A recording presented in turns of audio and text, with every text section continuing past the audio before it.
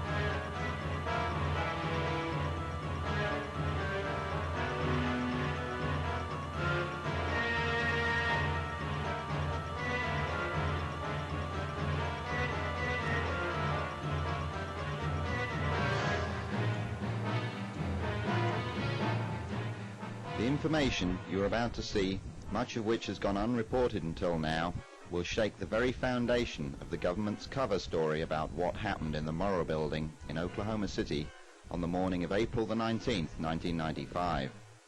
The news staffs of ABC TV and radio, CNN, Associated Press, as well as those of Time and Newsweek magazines, have known most of these facts for several months.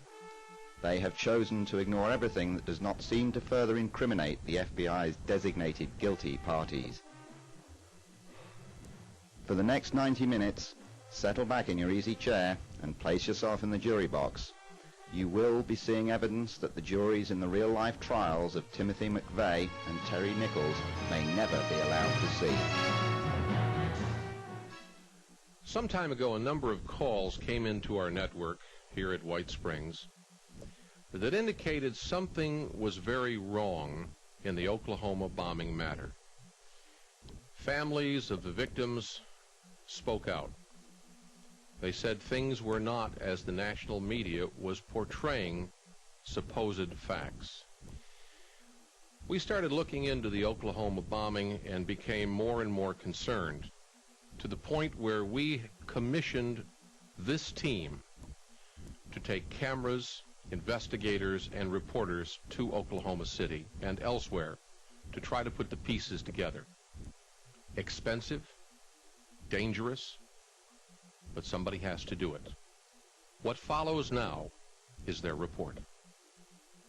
Hi, I'm Pat Shannan. Over the past 5 months, I have had 5 separate trips back to Oklahoma City to investigate those mysterious bombings. As you can imagine, it must have been a horrible and a terrifying scene that morning. Men and women went to work just as they'd always done and suddenly died. Trusting parents took their children to a daycare center on the 2nd floor, which just happened to be positioned to where it took the brunt of the 7 floors of concrete above it falling. And 19 children were crushed to death that morning. President Clinton, if you remember, came on the following Sunday to a memorial service for those children at one of the churches in downtown Oklahoma City.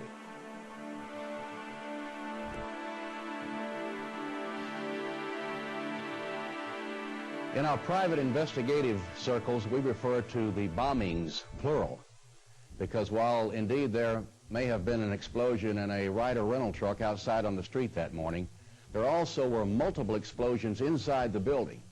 Now, why the federal investigators and the establishment media refuse to acknowledge these facts, we cannot say. Why the BATF refused to answer any questions? For 35 days, they were challenged on no one being in their offices that morning. They were finally forced to yield to pressure when a mother who had lost 2 of her babies in the nursery that day came forward on national television to challenge them, at which time a District Director Les Martz from Dallas said that indeed there were 5 agents in the building. In fact, one of them, their local director, Alex McCauley, was riding on an elevator at the 8th floor with the DEA agent, and at the moment of the explosion, They fell to the 3rd floor. But Les Martz lied. Our later investigation proved this. Did Timothy McVeigh and Terry Nichols really pull off the greatest mass murder in American history? Would a 26-year-old Timothy McVeigh, with just a few years in the military, have the experience and the knowledge to be able to do this? And if so, would he be stupid enough to drive up the highway at 85 miles an hour with no tags on his car? And if he were stopped by the highway patrolman, Charlie Hanger, as he was, would he hesitate to kill one more after murdering 169 people? Why would the President of the United States and his Attorney General make accusations of people and groups around the country, accusations that they knew not to be true? Why did the governor of Oklahoma, Governor Frank Keating, attempt to thwart a member of his own party, Representative Charles Key, who simply wanted and asked for an independent investigation outside of the auspices of the FBI? These are a few of the many, many questions we've been pursuing all summer and will pursue in the next 90 minutes or so. But when we finish, you may have more questions than answers. J.D. Cash is an investigative reporter whom I had the good fortune to meet on my second trip to Oklahoma and who has worked very closely with me on this case. He is a lawyer who at age 40 retired from his business in Tulsa with enough means to pursue his long-suppressed desire to be a writer. When the explosions in Oklahoma City captured his attention, he immediately began to investigate the discrepancies in the accepted story, the single blast theory. Now, several of his articles about the contradiction of facts in this tragedy have been published locally, but he began to notice that when his editor submitted his articles to the Associated Press, they continually were being ignored. When he finally inquired in person with AP as to why they were not running his articles, he was told by the bureau chief in Oklahoma City that they had been asked by the FBI not to pursue the Middle East connection. But J.D. Cash is a tenacious reporter whose experience in the legal profession long ago taught him not to write anything that he cannot document. He has collected astounding facts that you are yet to hear from your television network news. The 1st of May, I started making some phone calls. There were some things that I was saying on the national news that didn't add up, and there were some questions. There were a lot of questions that the national news wasn't even asking. And so I started making some phone calls and immediately ran into the Assistant Fire Marshal, Dick Miller. And Dick, I wanted to know where the ATF, DEA, and Secret Service was maintaining their magazines in the building. It was my understanding that they did have magazines in that building, and I wanted to know where they were located. In the conversation, he explained to me that he had never done an inspection of that building because that is a federal building and he's off limits there because of his role as being a city employee. But he did say that he had located, or the bomb squad had discovered at around 10:30 a.m. on the day of the bombing, a 2-foot by 2-foot by 2-foot box marked high explosives. The box was taken by the Oklahoma City bomb squad out to a remote area where it was detonated. His exact words were, Mr. Cash, when they detonated that, it was definitely high explosives. No question about it. We have a number of witnesses that actually helped the BATF remove high explosives that were still undetonated from the Murrah Building after a period of about 2 weeks. And I have since been able to interview a number of civilians who have told me in interviews on tape, on the record, that indeed they did help the ATF remove explosives and weapons such as a tow missile, such as hand grenades, cases of munitions marked explosives. These were removed from the remains of the ATF magazine, which was located on the southeast corner of the Murrah Building. And interestingly, this room sits atop the coned-in area, what I call the coned-in area, which is the area where most of the victims were found. This is the pit area. But this room sat right up on top of it and was ruptured. J.D., how many people have you actually spoken with who heard multiple explosions that morning? I have talked to so many people who have heard multiple explosions that I have really lost count. We call them the Two Blast Club. Actually, it's no longer a point of dispute, especially when you're interviewing someone who has a military background. Those are the people who have, especially combat veterans who have been under fire. They're very attuned to explosives. I even talked to a demolition expert who was sitting in a cafeteria in Edmond, some 30 miles from the blast site. And it is his custom, when he hears a blast, to use his feet to count the subsequent blast, to check for it. And he says there was no question there were 2 blasts that day. And I asked him, I said, well, why do you use your feet? And he said, well, you can't really always trust your hearing. And he said, the reason why I'm alive today is when we set out multiple charges, we use our feet to make sure that all of the charges that we have set off have gone off before we go back and approach the area. So it's just automatic. Speaking of these explosive experts, did any of them comment to you on the impossibility of an ammonium nitrate diesel fuel bomb being capable of doing this kind of damage? To the last person. Every time I interview someone for my articles or for a subsequent book, always at the end of the interview or at some point in the interview, I ask them, what stands out in your mind after having been there that day or during the rescue effort? What's the most amazing thing that you saw? And 2 out of 3 times these people say the condition of the building, that they had never seen anything so torn to pieces. And anyone who has ever been through that building, who is willing to be honest, will always say, look at where the crater is, look at where that area, that coned in area is. It doesn't make any sense. Obviously, there were other explosions in that building that day, and that is universal. Michael Hinton was born in Atlanta, but spent much of his early life in England. He works as a lobbyist at the Oklahoma Capitol building. In April, he lived in the YMCA building on Northeast 5th Street, and his daily routine was to catch the city bus that stopped across the street in front of the Murrah Building at 8:50 a.m. On the morning of the blast, having just missed his usual bus by a minute, he made a fateful decision. Had he not made the right one, he undoubtedly would have been the 170th person to die in explosions. Mr. Hinton has definite convictions about the question of a second blast. I am active with Ross Perot's United We Stand America. I was a federal law enforcement officer for nearly 22 years. That included the military service. And I'm here actively in the Oklahoma City area where I'm continuing my duty and service to my country.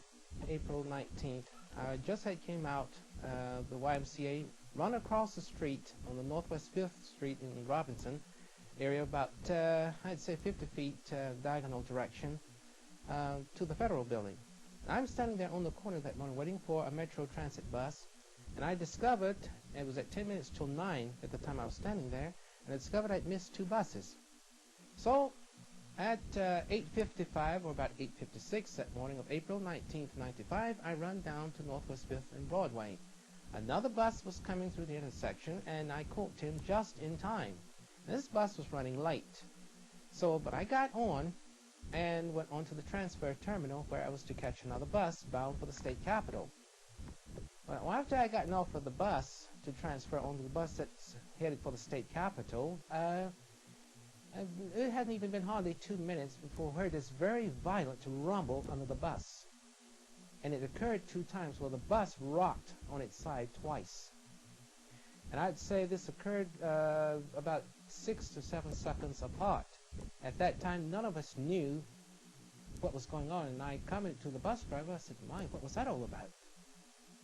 And we thought maybe another bus coming in had crashed into us or lost its brakes or something. So, we were all just sitting there in, a state of shock. Like, we'd never felt nothing like that. But the bus, something to raise a bus, that much, equipment that heavy.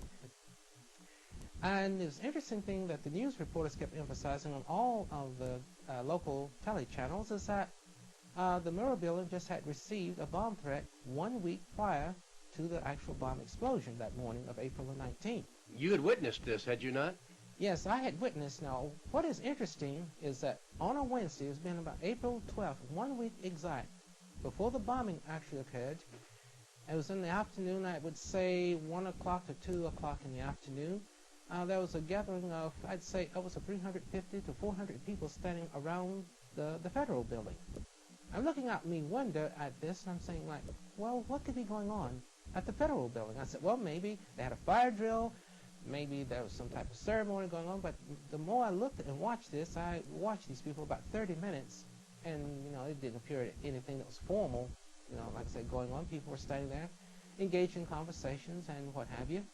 So I started to go across the street and inquire, and I said, well, maybe it's just a fire alarm went off or something, so I paid no more attention to it. But on the morning of the bomb explosion, and they were emphasizing that the Murrah Building had received a threat, the thought came to me then, well, what I had observed out my window 1 week prior, that may have what was going on then. Was there any doubt in your mind or anyone's mind that there were two incidents here, 5 or 6 seconds apart? Well, I can't speak for the other passengers. I can only speak for me. What I personally heard and know for myself, that there were two distinct explosions that I heard, and the bus responded twice by rocking on its side like it did. In fact, in that second explosion, I thought, well, for a while there, the bus is going to turn over. Mr. Hinton has a friend who works in the downtown library just a block behind the Murrah Building. It, too, received severe enough damage to close it for several weeks. The two later had a conversation about the matter, and Michael asked him. I says, where were you on the morning of the bomb explosion? He says, Michael, I was right here in the library. I says, how many explosions did you hear? He said, I heard what appeared to be two distinct explosions and possibly a third. Despite the best efforts of the authorities, the two-blast theory rolls on. More witnesses come forward. Jim Ferguson is a heating and air conditioning engineer and a foreman in charge of many of the downtown federal buildings in Oklahoma City, and of course at one time the Murrah Building. His office is downstairs in the United States Courthouse, and he was on the scene doing rescue in less than 1 minute after the explosion. And his version of what happened destroys almost every major point of the government story. When I asked Jim if he had heard two explosions, he answered as if I had naively asked him if he still believed in Santa Claus and the Easter Bunny. Why, heck yeah, I heard two explosions, he told me. Everybody in town heard two explosions. His wife, sitting at the table, then told us that she and her mother-in-law, Jim's mother, were at the farmer's market, about 1.5 miles southwest of the Murrah Building that morning. They heard the first explosion, turned to see what was going on, saw a cloud rising from the Murrah Building, and about 5 or 6 seconds later, she described it, saw a second mushroom cloud rise from the building following a second explosion. ABC Television's Good Morning America wanted to talk to the maintenance crew at the federal buildings. Jim Ferguson, of course, was part of that. And all went well until he began to tell about bullets zooming by his ear a half an hour or so after the explosion when he was doing a rescue on the 3rd floor. Cameras began to roll again as excited reporters jumped forward with their pads and pencils to hear this man's story. He said, I was in Vietnam. I know what bullets going by your ear sound like. And they said, what are you talking about? And he explained that the cache of ammunition from the 9th floor, where the building had ruptured, had dumped into the automobiles down on the ground, and the fires there were setting off ammunition, and bullets were zinging by Jim's head. It's made a great story, a human interest story, a blockbuster of a story. But when it got to New York, someone chose to cut the segment, and it was never aired. I asked Jim if he had trouble breathing once he was inside the Murrah Building. He said yes, he was there in less than a minute. In fact, the dust was still rising. I said, what about gas? What about fire? And he was very emphatic and said there was absolutely no gas, no flames in the Murrah Building. We spoke with the Fergusons at their home on the night of Wednesday, June 14th, 1995. The next afternoon, June 15th, I reported this story over the People's Radio Network nationwide. A few days later, Jim had a visit from 2 FBI agents. And it was for this reason that he subsequently refused to go on camera with us for this documentary or even be interviewed by anyone else. You could call him another witness intimidated by those who were supposed to be attempting to solve the crime. Now, I'm not an explosive expert by any means, but however, to a man, you should know that every explosive expert from former Navy SEALs to civilian owners of demolition companies that we talked to have all told us that an ANFO bomb, that's ammonium nitrate fuel oil, ANFO, an ANFO bomb has two glaring signatures, nitrate gas and fire. Even after the flames are out, you can't go near that scene for an hour or two without a gas mask. If the FBI and the control news media were seriously looking for the real facts of the case, would they not attempt to draw conclusions from the evidence of witnesses such as Jim Ferguson? His testimony not only strengthens the likelihood of there having been multiple bombs on the scene, but all but eliminates the possibility of this damage having been caused by an ANFO explosion. The evidence shows that if there even was an ANFO bomb outside, it was only large enough to cause a diversionary effect, strong enough to destroy not much more than whatever vehicle carried it and maybe some windows, but thereby igniting the numerous car fires in immediate proximity and allowing its nitrate gas to dissipate quickly into the open air. According to every independent expert we spoke with, the truck bomb simply could not have been large enough to cause the massive damage seen at the Murrah Building. J.D. Cash and I had been wondering how so many ATF agents appeared on the scene so suddenly after the explosion. And if they actually were at work that morning, why were they outside the building and not in their offices on the 9th floor? This became a national issue on May the 23rd, on the day of the demolition, when Edie Smith was on CNN following the demolition of the Murrah Building. And she brought it to the country's attention that she had a lot of questions about what the ATF knew prior to the bombing. We want to know, a government agency on the 9th floor who's supposedly the target of the bombing, where none of their employees were in the office that day. I mean, did they have a warning or didn't they? We can't get them to answer. Early on, Pat, I assumed that the reason that the BATF was not at their office that day was because possibly just a superstitious thing. It's April the 19th. Their supervisor said, hey guys, maybe tomorrow isn't a good day to be at work. And they just went out and played golf or whatever. And about 2 weeks into this, I started receiving information from witnesses and from concerned citizens asking me to look into this a little bit closer. And as I began to locate individuals that had information about the ATF's whereabouts that day, it became startlingly clear that they were outside of their office that day, but incredibly close to the building. I asked J.D. just exactly what particulars he had uncovered with the witnesses who had been willing to talk. We have one witness that we've taken down and put in a broadcast theater and put him on tape, on camera, his face blacked out, changed his voice in order to protect him.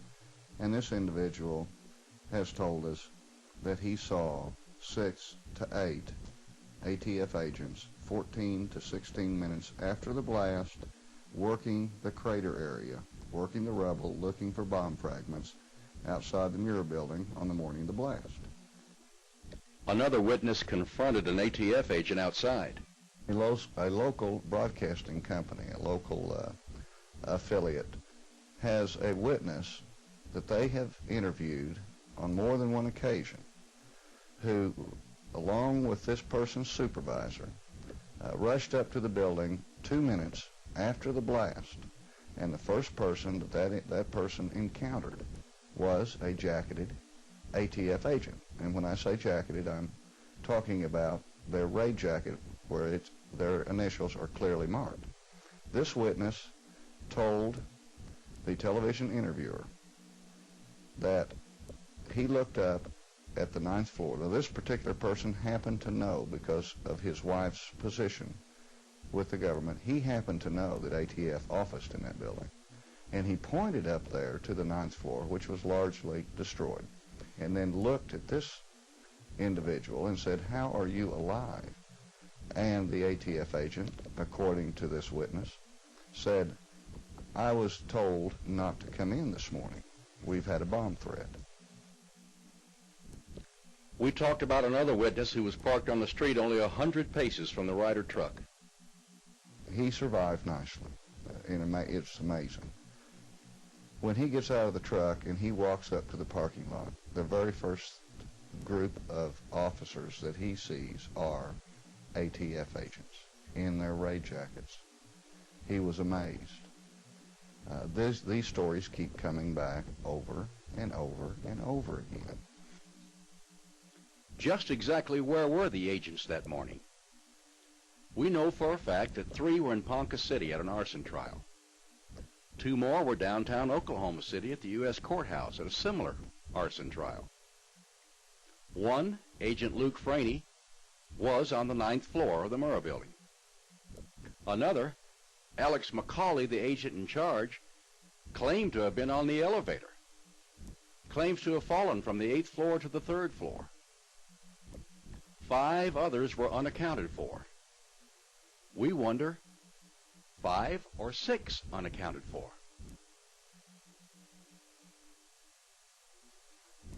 Les Martz put out a memo to all the ATF and IRS offices across the country saying that Edie Smith's accusations were groundless. That not only were ATF personnel victims, but they were heroes doing rescue. That Alex McCauley went on a 5-story free fall in the elevator. But the inspectors at the elevator company said, no way.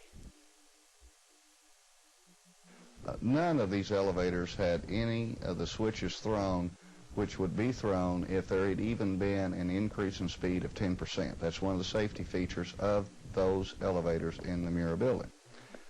And I asked him, I said, well, what about a free fall? I asked this of 3 or 4 or 5 of these gentlemen. And each one has sort of laughs and says, elevators, the modern elevator doesn't free fall. It has unless you cut the cables. They have the way that they have a counterbalancing mechanism, which if the power goes off, the elevator would be more likely to rise than it would to do anything else. So the idea of an elevator free falling is ludicrous. There were no severed cables in the And there were no severed cables. The bottom line is this story, which has been put out in news releases by the ATF, is not correct. It is not accurate, and they should have done a better job than this if they were trying to account for where Agent McCauley was. At the close of our interview, I requested that J.D. Cash give us his summation of what we will call our theory number 1. With 3,500 pounds of pressure or more, C4 will be detonated. There's 2 ways to detonate it. You can either use percussion caps, which is what it's designed for, or 3,500 pounds of pressure. That will set it off. If it went off in that way and took out, the only thing it had to do was take out that one pier. Pier number 3 is what we call it. And when that goes, there goes 8 floors, and there's your pit area, and there are most of your casualties that day. But for sure and for certain, the pit area in that southeast area, that coned-in area of the building, the damage was done by a separate blast. It has no relationship whatsoever to the crater, which is more towards the west, and certainly if the fertilizer bomb could do the damage to the southeast area, it would have done it all the way across to the western area. This is a remote area from the fertilizer bomb, if it was indeed a fertilizer bomb. Representative Charles Key is a 41-year-old businessman and not a lawyer, he's quick to point out, now in his 5th term as a member of the state legislature. Many of the victims' families live in his district, in the western portion of Oklahoma City. Mr. Key sensed there may be an ongoing federal cover-up in this case and attempted to initiate a legislative investigation conducted by a House committee, his efforts were swiftly foiled. We asked for the Speaker of the House to appoint a special House committee, not a joint Senate-House committee, not one created by the governor or anyone else, but a House committee, because the nice thing about members of the House, they have 2-year terms, they're closely aligned with their constituency because of that, smaller constituency, so typically the House feels a little bit closer to the people and moves a little bit quicker on things. And that's why I asked for a House committee investigation. We asked the Speaker of the House to have an interim committee special investigation.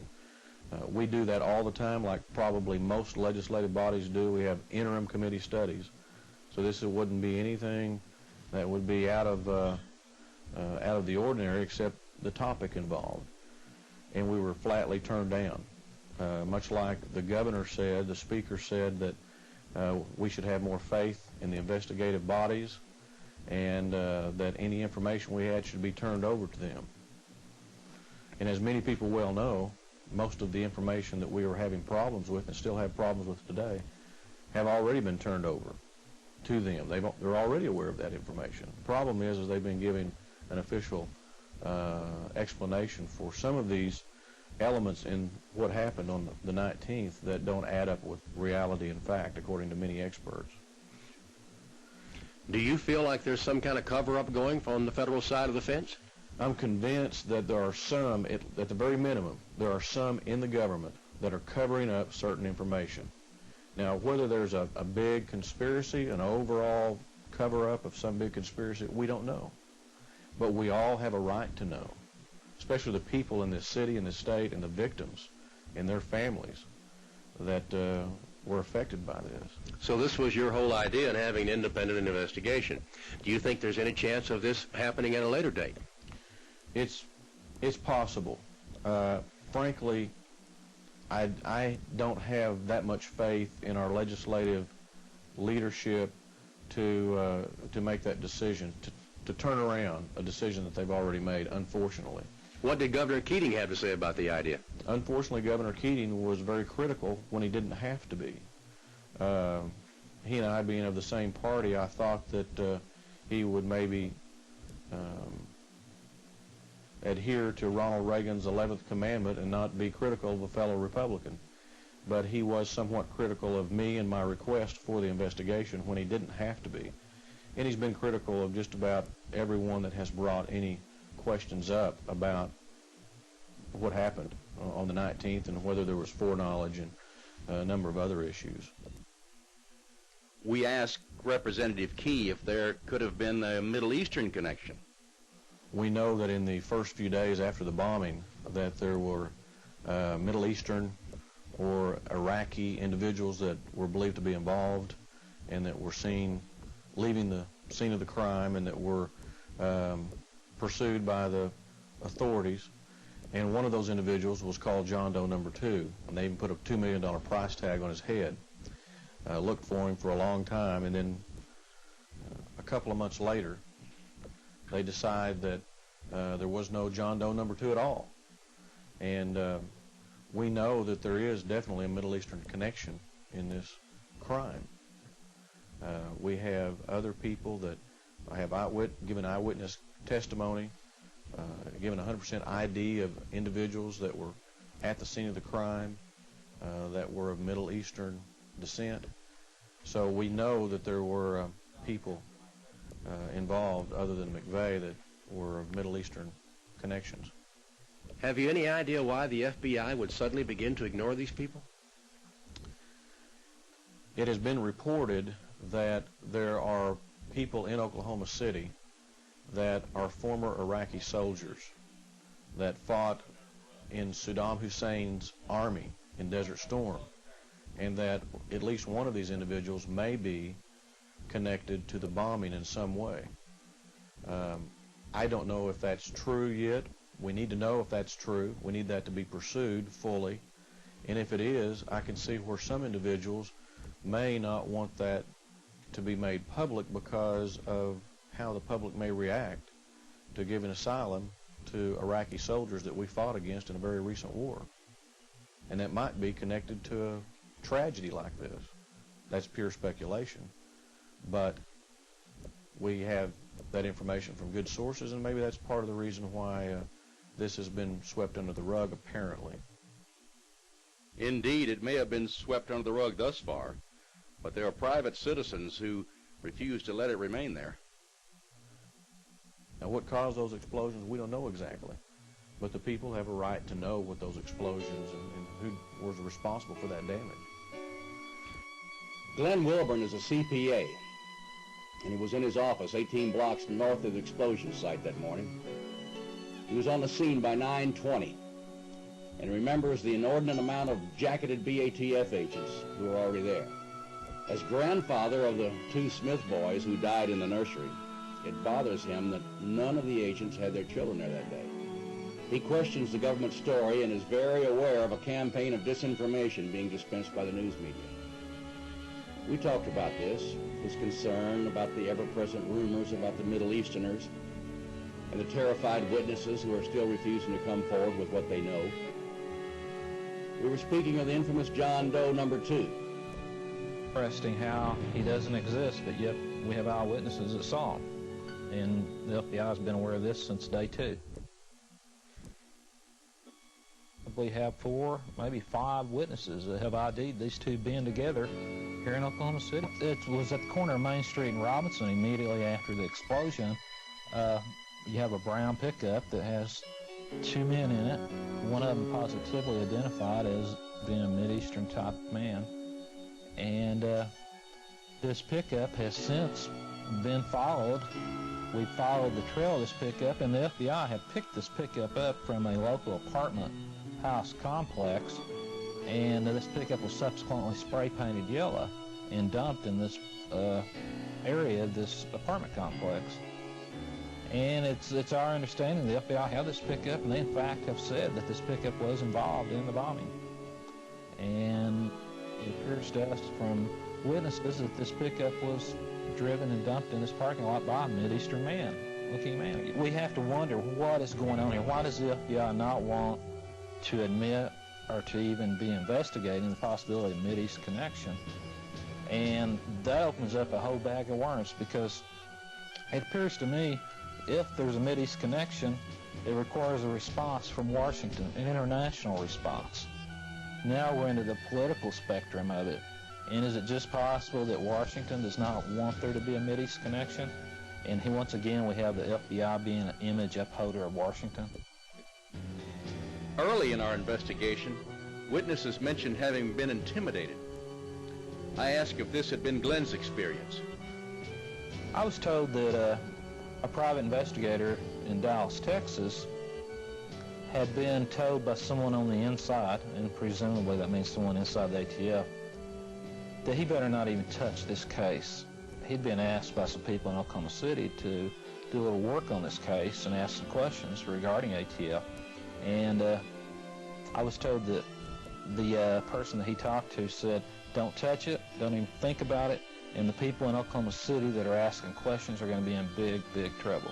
During the massive manhunt for John Doe number 2, as amazing as it sounds, we got a call from the FBI wanting to inquire about my 14-year-old son, how old he was and where he went to school at, because someone had told them that he looked like John Doe number 2.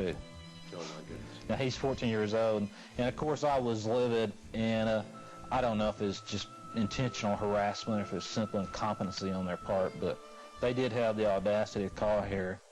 Well, we're still grieving over the loss of Chase and Colton and want to know about my 14-year-old son. The day after Edie's story seemed to expose the ATF's absence, the family was paid a visit by IRS, ATF, and United States Attorney. But Glenn had a question for them.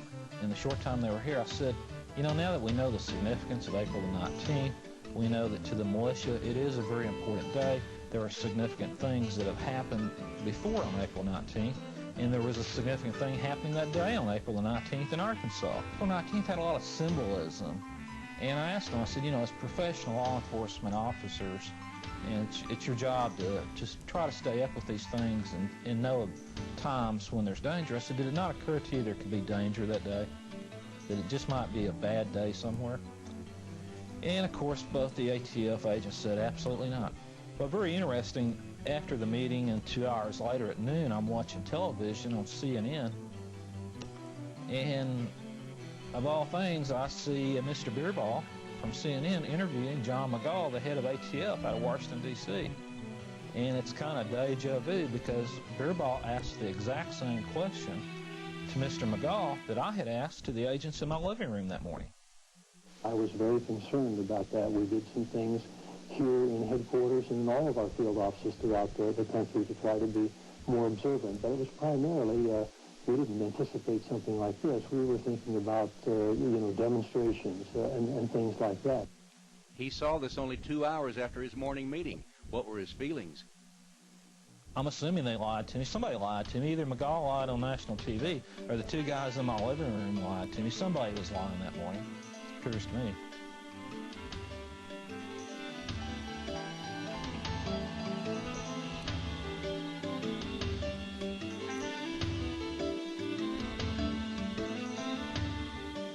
So were there 2 blasts or even more? Remembering Jim Ferguson's reply to that question and so many others who agree with him, we have to believe that it is true.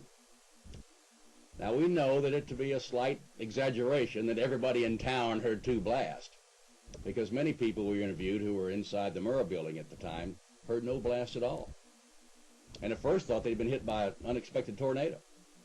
But many more on the outside, such as Michael Hinton on the city bus, heard and felt 2 definite and separate explosions. Here we have an opportunity for you, the viewer, to be an on-the-scene ear witness. At 9:02 on the morning of April 19th, there was a meeting going on in the conference room of the Oklahoma City Water Board, which was housed across the street and only 100 feet or so west of the Murrah Building. It was so close that people died there in the ensuing moments. Now here's a tape recording of that meeting that was taking place. You may decide for yourself how many blasts you are hearing amidst the pandemonium. We begin 9 seconds before the explosion. Regard to this proceeding, basically there are 4 elements that I have to receive information regarding them.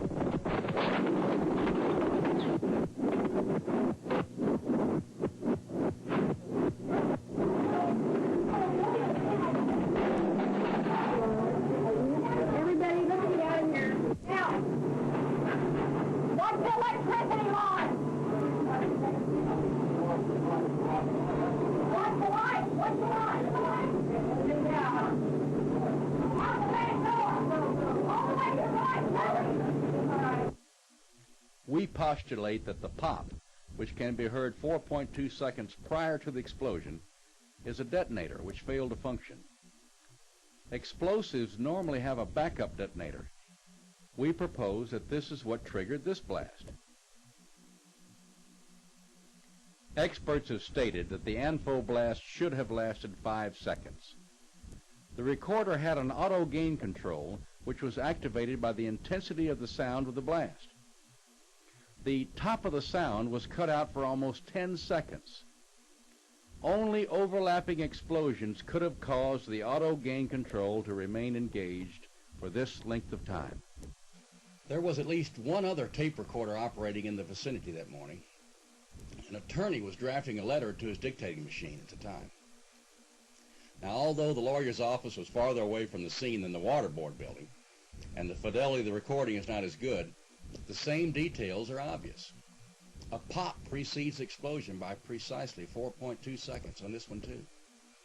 This data, of course, is insufficient to reach any firm conclusion. However, it would seem apparent that an event which preceded the truck bombing by 4.2 seconds was recorded at 2 separate locations in Oklahoma City. This, coupled with the information recorded by the seismograph machines in Norman, should have been cause for further investigation.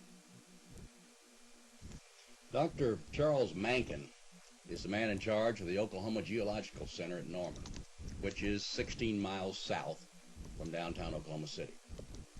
His credentials are impeccable. His knowledge of the celebrated seismogram from 9:02 a.m. on April 19th may be surpassed only by that of his colleagues, Drs. Ken Luza and Ray Brown, who also just happened to concur with Dr. Mankin. In layman's language, something happened in that event to cause two separate bleeps of some 5 seconds each to appear on the seismograph. So having that kind of information was puzzling as to why you'd have two separate events that gave virtually identical signals. Dr. Mankin explained that he and his colleagues believed this to be caused by subsurface structures creating a delay in the signal's travel time, thereby reflecting a mirrored event. However, he was quick to point out, so while that explains the rationale for the two different signals, we're still left with the issue of how do you explain the duration of each of those signals. the seismic evidence combined with the audio recordings points to a dual explosion larger than possible with a single ANFO bomb. This precludes the theory of McVeigh and Nichols acting alone, unless it can be proven that one or the other was inside the building that morning.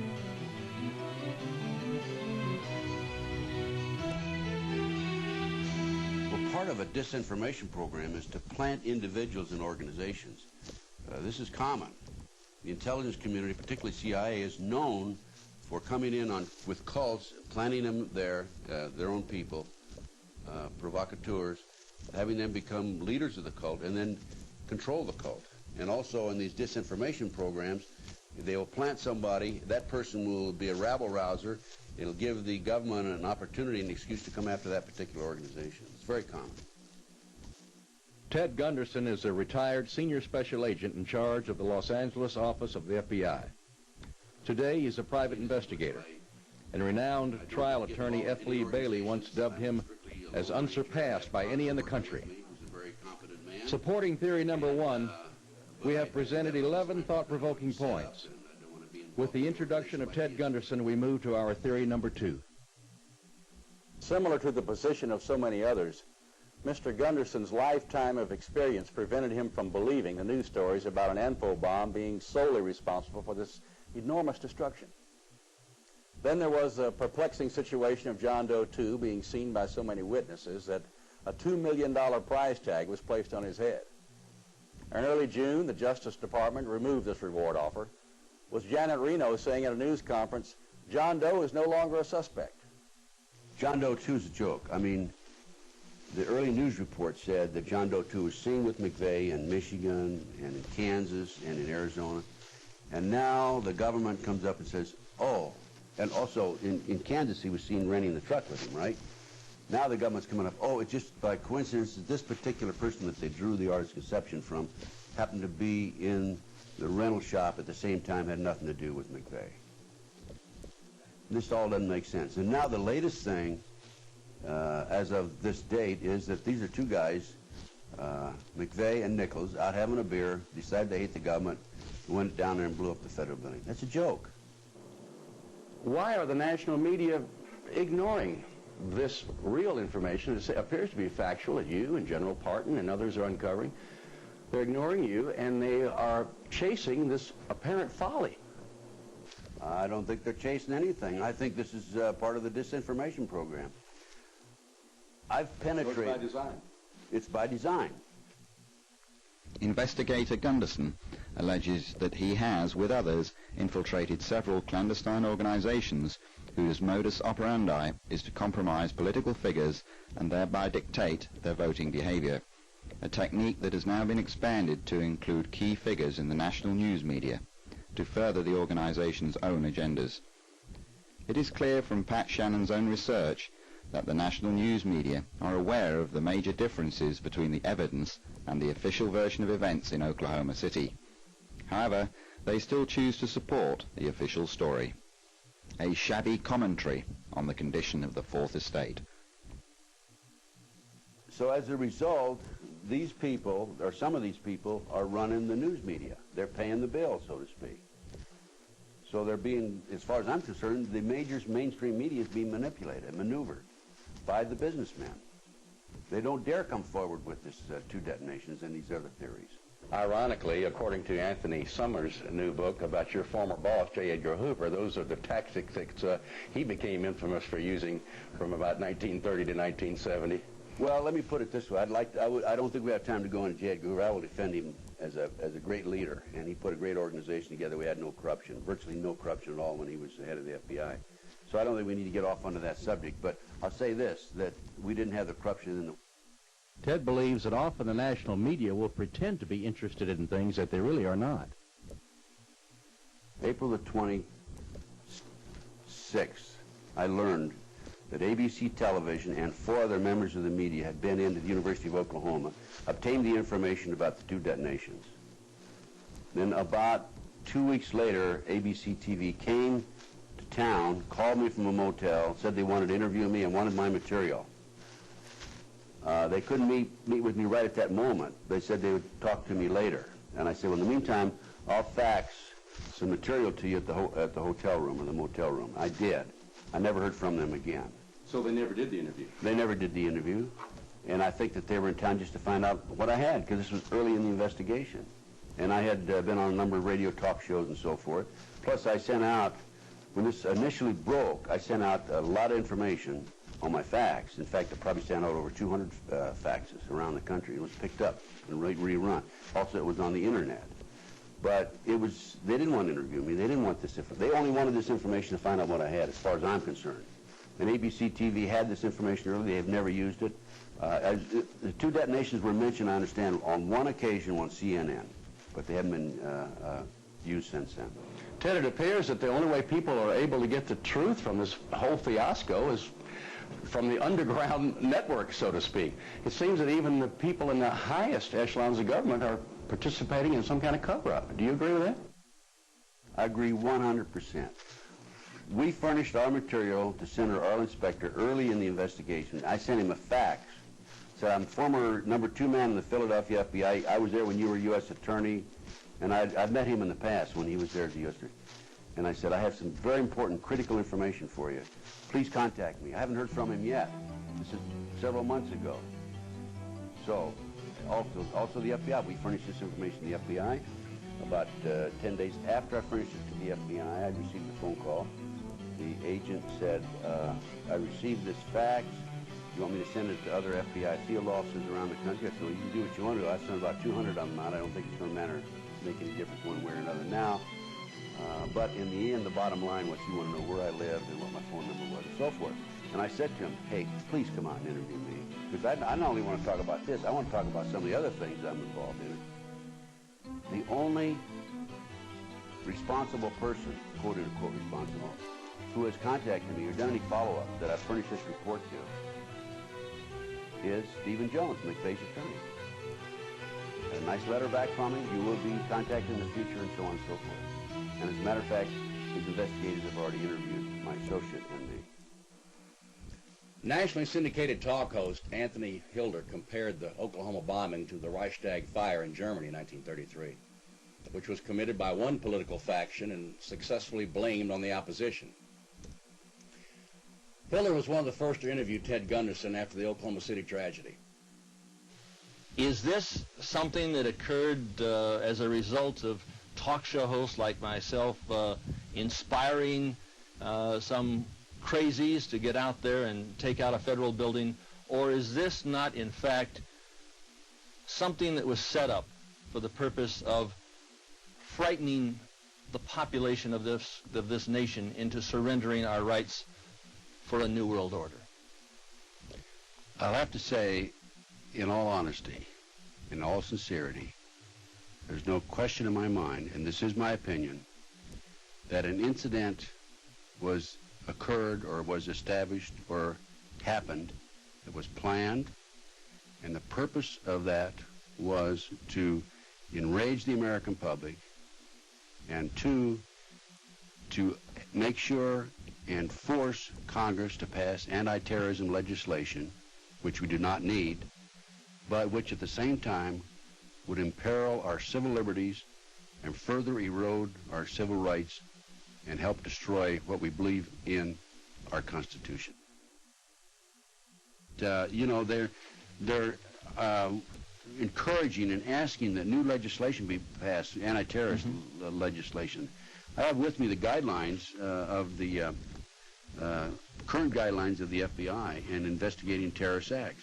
These guidelines are more than adequate to investigate what we have, any potential acts in the future. Will you say that right into the camera? Yeah, these guidelines here are more than adequate to investigate any terrorist group, domestic or foreign, that comes into the United States. There's no question about it.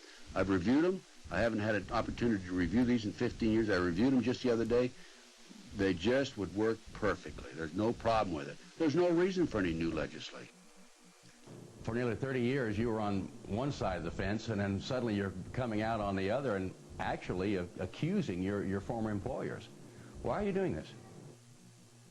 For 45 years, 28 years as an FBI agent and 16 years or 15 years since, I've never changed positions. I've always been on the right side. I'm a seeker of the truth. When I was in the FBI, I sought the truth. When I got out, I still seek the truth. So it's not me being against the FBI. I'm against anybody who is not being honest. Ex-Bureau Chief Gunderson fears that certain people in the government are intentionally withholding and diverting information. Now, we apparently have an element within the government. I don't want to chastise the whole government, but we apparently have an element within the government that doesn't feel this way, and they're putting out this disinformation. And I think it's a horrible situation. I think someone needs to really delve into it. There are some good people in the government, too, so I don't want to chastise all of them. You left the FBI at a relatively early age. I would presume you were probably in your 50s after nearly 30 years. Why did you retire so young? Were you under a cloud of any type, or was there some kind of corruption that you couldn't stomach within the FBI at the time?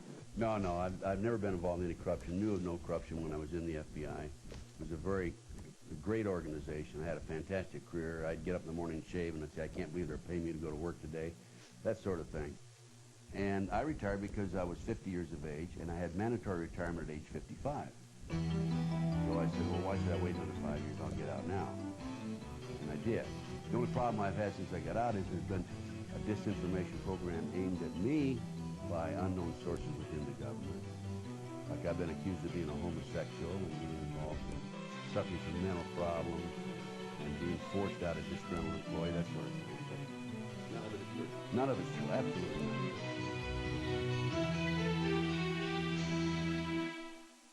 Mike Riconosciuto is probably one of the 12 most brilliant men on earth. This man is known to us only as Ray, and he agreed to go on our cameras only on the condition that his face be shadowed. He was recruited into the CIA by a 20-year veteran operative to work with one Michael Riconosciuto. They were to build portable electronics labs to intercept communications. These were highly technical and sophisticated command posts known as C3I, which stood for Communication, Command, Control, and Intelligence. We're being fed the information secretly, and we know what's going on. I would prefer believing General Parton's explanation than the Anfo explosion. Of course, we have our own definition of what happened. Their own definition of what happened is the super bomb, which has been touted for months by Ted Gunderson on talk radio. Now, the way our pineapple bomb works is that a cloud of aluminum, silicate, lead azide, and a few other ingredients is set up so that a specific chain molecule exists, permeates the air all the way around the pillars and so on and so forth. And this cloud is energized with a high voltage pattern, a specific high voltage pattern, which produces a sort of a stairway pattern in the molecular structure of the cloud. Part of that pattern is a hydrodynamic generator, a hydrodynamic power generator, an energy source, shall we say, permeating the cloud, which is then energized with another energy source and then detonated. And this causes the cloud itself to explode in such a fashion so that if the cloud is circulating around the pillar, then it crushes the pillar from all sides and turns that pillar literally to dust and leaves only the rebar behind. So if you've got this cloud permeating all the way around the first floor, wherever it is, anything in its path gets crushed, imploded to dust instantaneously. And when that happens, of course, there's nothing left to hold up the floors above, so bang, they come down like a pancake. How does this coincide with the 5 or 6 second differential seen on the seismograms from Oklahoma Geological Center? Well, the delay in the two detonations is very critical. In fact, it's one of the most critical aspects of the bomb that gives it away. And so I'm not going to comment how accurate the seismographic delay is. I'm going to say that it's within the accuracy range that it should be to fit our bomb signature. Could your bomb have been numbers 2 and 3 that people heard? Absolutely. In fact, that's what I'm proposing that happened. The number 1 was the ANFO, number 2 was the setup explosion, and number 3 was the final detonation. Michael Riconosciuto. He's currently serving a 30-year sentence in the South Carolina Federal Penitentiary. He and Ted Gunderson have been acquainted for more than 15 years. They worked together on cases that resulted in 5 murder convictions. Michael Riconosciuto is one of the developers of the barometric bomb. However, he claims that in 1991 he was framed on drug charges by factions in the government in order to get rid of him. His documentation of being drug clean and company tests for years prior to his arrest tends to substantiate this. Investigator Gunderson and I traveled to a federal penitentiary in South Carolina. We wanted to talk with Michael Riconosciuto about his drug conviction and also about this super bomb which the government denies exists. Looking at General Parton's photographs, they very dramatically show the elements of the structural steel rebar protruding in the bomb debris. And this is a type of damage that is not possible with an ammonium nitrate fuel oil or ANFO type bomb. An ANFO bomb has a lot of gas pressure and very little brisance or shattering power. And at the range that bomb was detonated, to do that type of structural damage this far into the structure, here you can see on the columns here the pieces of rebar completely exposed. Ordinarily it would take a contact type explosive to do that kind of damage. We ask about telltale signs. The signature is one of blast damage or shattering power, which is characteristic of a very high order explosive. The detonation velocity of our bomb is in excess of 20,000 meters per second.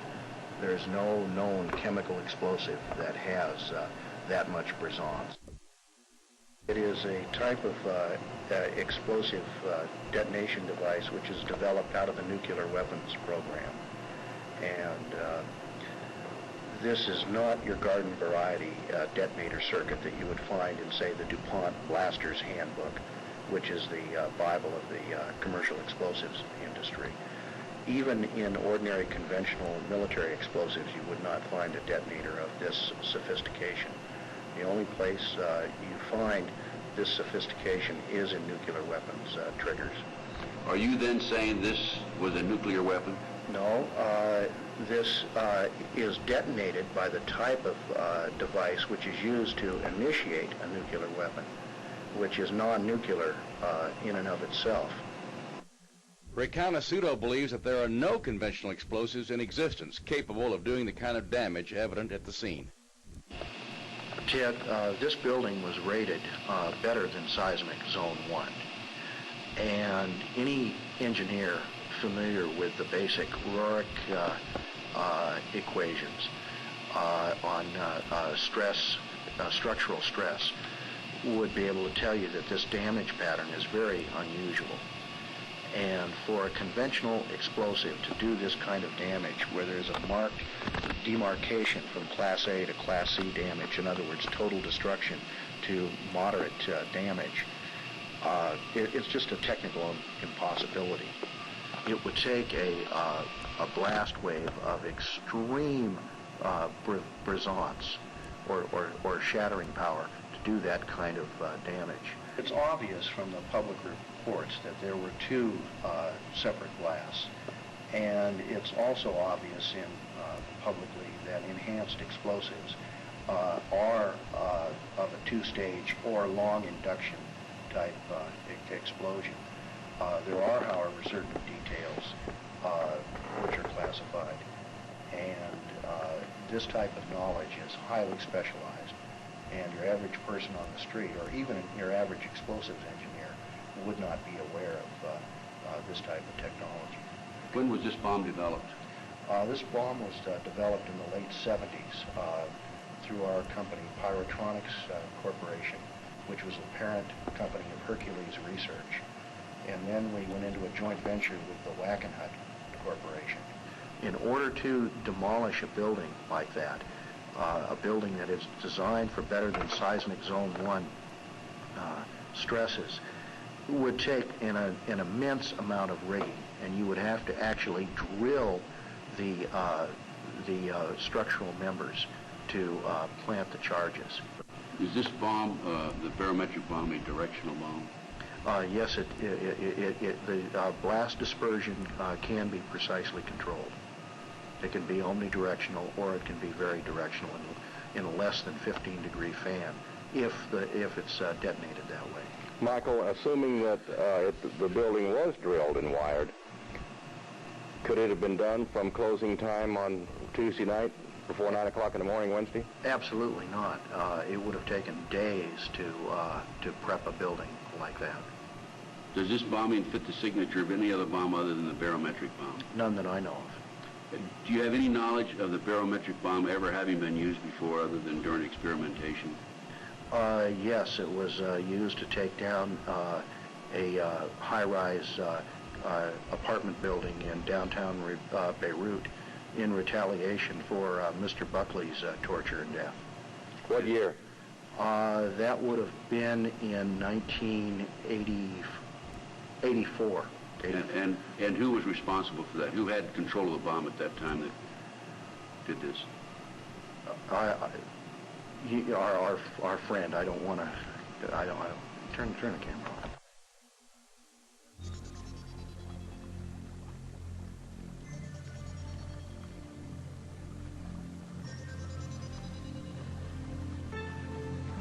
In 1989, Michael Rakana Suto's laboratory was burglarized and the top-secret barometric bomb prototype was taken. He believes that the drugs were planted at this time, which led to his conviction and 30-year sentence in 1991. This has become known as the Aberdeen burglary. Mike, what would tie the Aberdeen burglary into the Oklahoma City bombing? Shortly after the bombing in Oklahoma, I talked to a Treasury Department agent, and he told me that microtaggants from the devices that were stolen in the Aberdeen burglary showed up in the bomb debris. He said the lab at the forensic testing lab the Treasury Department has in San Francisco found it. Is there any way that more than one of your bombs, we'll call it, could have been used at the Murrah Building? It wouldn't have taken more than one. So you're saying one could have done the damage that we see, two would have done much more than we see? Absolutely. One would have. I'm surprised that so little damage was done. The microtaggants are required by law in commercial explosives in the United States, and they're like a serial number, and they will survive a blast. And that way, the forensic bomb investigators can recover bomb blast debris and identify the source of the explosive if it was a commercially made explosive in the United States. The components that we were using in our research program were required to have microtaggants in them in case anything ever happened to them where they got into the wrong hands. Your contacts in ATF, have they told you that this is the bomb that could be traced back to Aberdeen, Washington? They told me that the microtaggants from the detonators that were reported stolen in the police report that we filed, that Raymond and Carl Worth had filed with the Aberdeen Police Department, are the ones that showed up there specifically. In the Oklahoma City bombing? Yes. If the testimony from these ex-government agents is true, It points to a much more ominous bomb being present at the Murrah Building on April the 19th, 1995.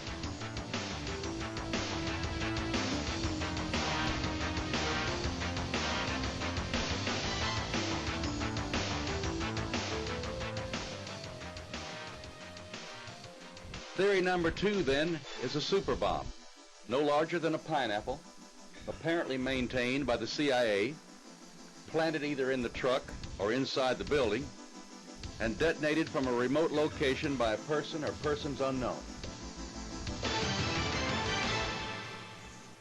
Brigadier General Ben Parton of Alexandria, Virginia. He holds a Distinguished Service Medal. He's twice received the Legion of Merit. He was a distinguished graduate of the Air War College. He holds 2 master's degrees and is a candidate for a PhD.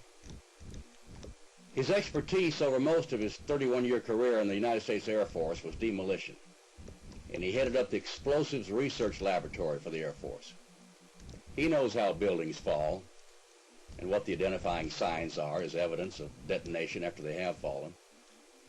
He could tell immediately, from nothing more than pictures in magazines, that the American people were not being told the truth about the Oklahoma City tragedy. In mid-May, a 7-page letter went from the retired Air Force general to Senator Don Nichols of Oklahoma, imploring the senator to take steps to stop the demolition of the Murrah Building on May the 23rd. To allow this building to be demolished would be tantamount to the commission of another crime.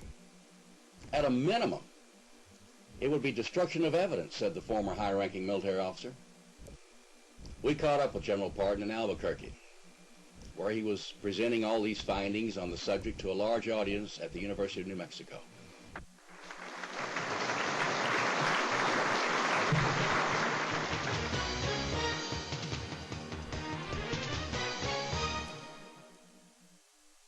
My forte and interest has been in the weapons business for many, many years.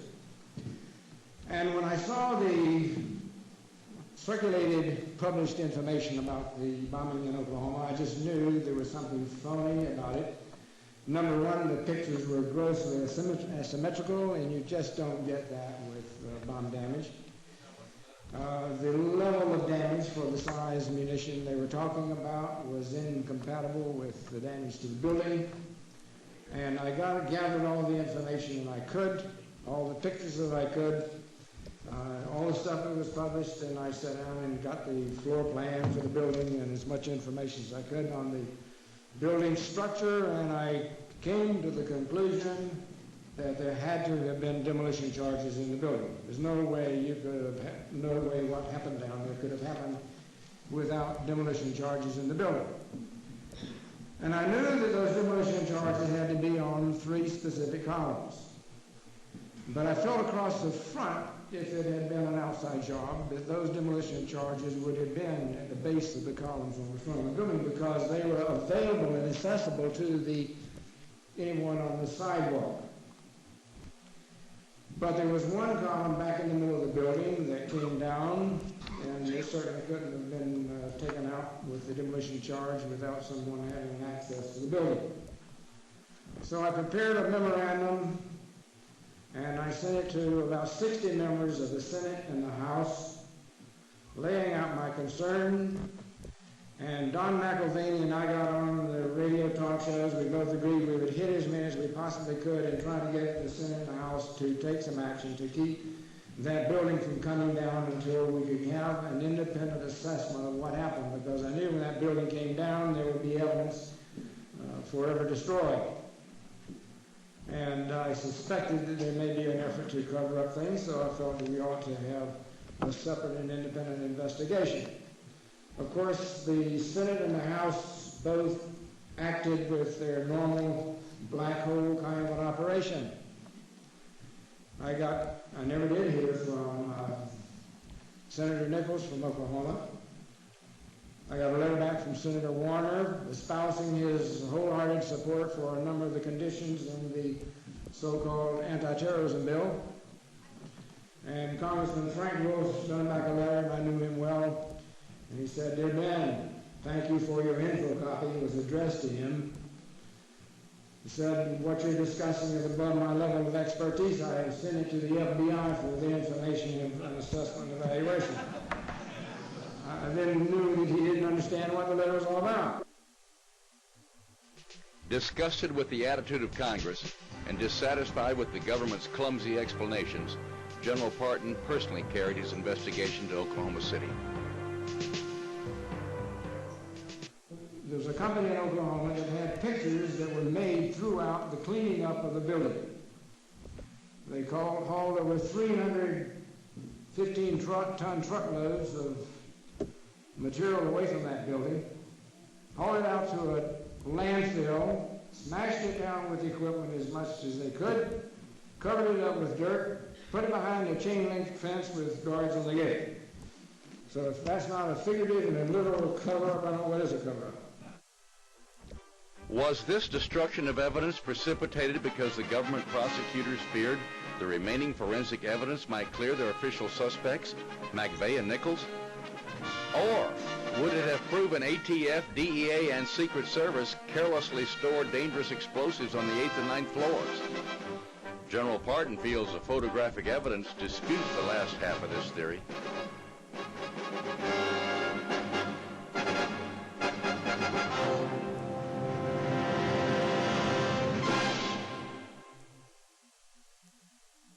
And here is the stub of column B3.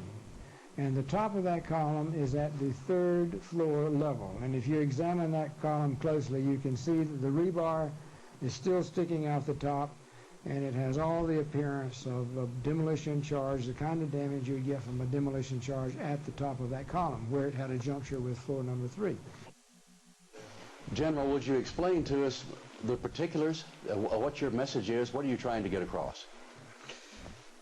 Well, I'm trying to show, with this layout of the building structure, the pattern of damage that was done to the building from whatever was doing damage. And what I found that you had demolition charges in the building plus the truck bomb outside.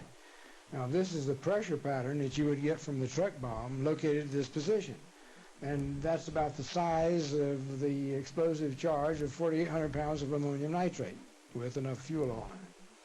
And even though you had about 500,000 pounds out here per square inch, by the time that pressure wave got to the first point of contact with the building was right here, you're down to about 375 pounds per square inch. Now the columns with the X's you've marked are on the 3rd floor. The columns with the X's I marked are the columns that I concluded were taken out by demolition charges. At the 3rd floor level? At the 3rd floor level. A blast. There was a blast from the truck bomb. There was. There was a blast from the truck bomb. But not strong enough to damage the header or blow it in. That's right. But the as I indicated, there is the evidence from the pictures that show that these columns were failed by demolition charges. With evidence inside, was it really necessary to destroy the Murrah Building? General Parton asked that question too. And I talked to the architect, as I indicated before, and the architect told me, and this is the one who was there supervising and advising on shoring up the building. He said the building that was standing was sound. It was his recommendation that the building be rebuilt because everything still standing was structurally sound, and he felt the building could be rebuilt. Pat Shannan asked General Parton if this could have been a staged event in order to accelerate the passage of anti-terrorism legislation currently before Congress, which, if passed, would undermine American civil rights. These are his conclusions. They were federalizing crime in this country when the Constitution clearly leaves it in the local level, in the state level. They were giving the FBI and the BATF and any law enforcement agency in this country powers over the American people that the American people had never seen before. It's the same kind of power over the people that the Gestapo in Germany was exercising and the KGB in Russia were exercising. And I just didn't want to see that imposed on the people in this country. Now we come to our 3rd and final theory. 3 columns on the front row and 1 in the 2nd row were taken out with 4 strategically placed charges. As in theory number 2, the ANFO bomb outside in the truck was no more than a diversionary tactic and did little damage. So we have 3 possible scenarios now. 3 situations that could have happened, none of which fits into the government's cover story of a single ANFO explosion on the street and of Tim McVeigh acting alone. However, we believe we can correctly assume that there was an ANFO bomb that exploded in a truck outside the Murrah Building. So at this point, we must suppose that one of 3 things happened. First, Tim McVeigh, along with John Doe 2, whoever he is, and acting in concert with absolutely no one else at the scene, parked the truck loaded with explosives, ignited it at the scene with the fuse or from a remote location moments later, and set off the blast. They were not aware that explosives had been stored on the 9th floor by DEA, VATF, and the Secret Service. The truck explosion on the outside triggered the cache on the inside a few seconds later. This would account for the multiple explosions heard by hundreds of witnesses and even captured on tape, as well as the 2 separate shakes on the seismograph, 5 seconds apart. One can imagine the embarrassment, not to mention the liability the agency would shoulder if these facts became public knowledge. Therefore, it was in the best interest of the government to demolish the building to prevent any further investigation. But we know also from the unanimity of opinion of the multitude of experts that this alone could not have sheared the columns and cut this kind of pattern through the structure. Therefore, we must eliminate this supposition almost as quickly as we consider it. The second and third possibilities involve more intrigue and provide even a more sinister answer to the question of why this gigantic effort at a cover-up. Now let us assume for a moment that John Doe 2 is leading Tim McVeigh around by the nose, coercing him into buying the fertilizer, renting the truck, etc. But John Doe 2 is also working closely with the government, relaying all the information to them, unbeknownst to Tim McVeigh, of course. Tim, then, is the inveterate and the classic patsy, much as was Lee Harvey Oswald in 1963.